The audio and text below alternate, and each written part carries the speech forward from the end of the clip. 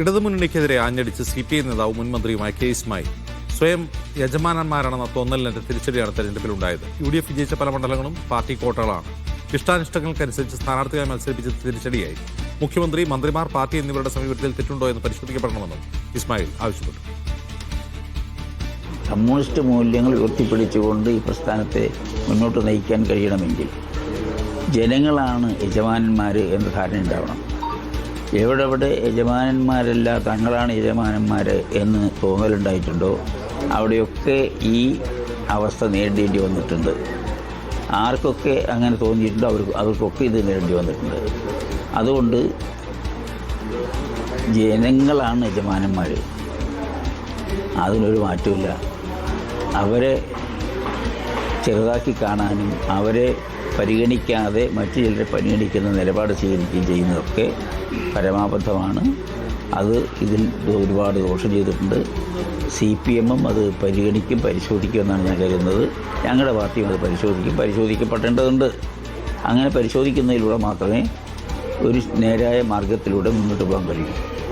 ഇപ്പോൾ UDFന് നൽകിയിട്ടുള്ള ഈ വിജയത്തിലൂടെ ഉണ്ടായിട്ടുള്ള ഈ ആഹ്ലാദമൊന്നും ജനങ്ങളൊന്നും LDFന് എതിരായിട്ട് പോയിട്ടുണ്ടെന്ന് എനിക്ക് തോന്നുന്നില്ല.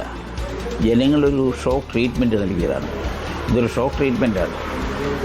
ഇവരൊന്ന് നന്നാവണം, ഒന്ന് ഗവൺമെൻറ് താഴെ ഇറങ്ങട്ടെ, പുറത്ത് നിന്നാലേ ചില കാര്യങ്ങൾ ഇവർ പഠിക്കുകയുള്ളൂ.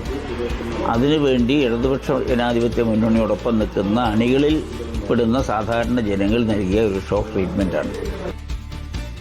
സാജിദ് ഇസ്മായിൽ വിവരങ്ങളുമായി ചേരുന്നു. സാജിദ്, മൊത്തം LDFനെ വിമർശിക്കുകയാണോ, അതല്ല CPI സ്പെസിഫിക് ആയിട്ട് എന്തെങ്കിലും പറയുന്നുണ്ടോ ഇസ്മായിൽ?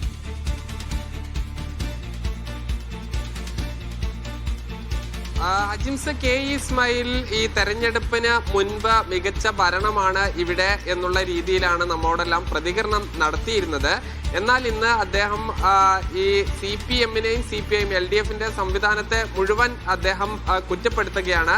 അതിൽ യജമാനന്മാർ ആണ് തങ്ങൾ എന്ന് വിചാരിച്ചവർക്കെല്ലാം ഏറ്റ തിരിച്ചടിയാണ് ഇത്. ജനങ്ങളാണ് യജമാനന്മാർ എന്ന് മനസ്സിലാക്കണം.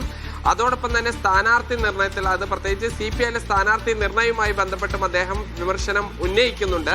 ഈ സ്ഥാനാർത്ഥി നിർണയവും ഈ വലിയ പരാജയത്തിലേക്ക് നയിച്ചിട്ടുണ്ട്. ഈ വിഷയങ്ങളെല്ലാം തന്നെ ഓരോ പാർട്ടികളും CPMും CPIയും LDF സംവിധാനവും എല്ലാം തന്നെ ഇഴകീർ പരിശോധിക്കണം എന്നും, ഇല്ലെങ്കിൽ ഇനിയും തിരിച്ചടി ഉണ്ടാകുമെന്ന് കൂടിയാണ് അദ്ദേഹം പറഞ്ഞു വെക്കുന്നത്. മുൻ മന്ത്രിയും CPIയുടെ ദേശീയ നേതാവുമായിരുന്ന കെ ഇസ്മായിൽ പറയുന്നത്, അദ്ദേഹം CPIയുമായി ചില പ്രശ്നങ്ങൾ നേരത്തെ ഉണ്ടായിരുന്നെങ്കിലും ഇപ്പോഴും പാർട്ടിയിൽ തുടരുന്നുണ്ട്. അദ്ദേഹം ഈ വലിയ വിജയമുണ്ടാകും, ഈ ഭരണത്തിന്റെ മികവിൽ വിജയമുണ്ടാകുമെന്ന് പ്രതീക്ഷിച്ചിരുന്നു. പക്ഷെ അത് ഈ ഭരണ പരാജയം എന്നുള്ളതിനപ്പുറത്ത് ഈ ജനങ്ങളോടുള്ള ഇടപഴകലിന്റെ പ്രശ്നം കൂടിയായിട്ടാണ് അദ്ദേഹം ഈ കാര്യങ്ങളെ കാണുന്നത്, വിലയിരുത്തുന്നത്. അജിംസ്.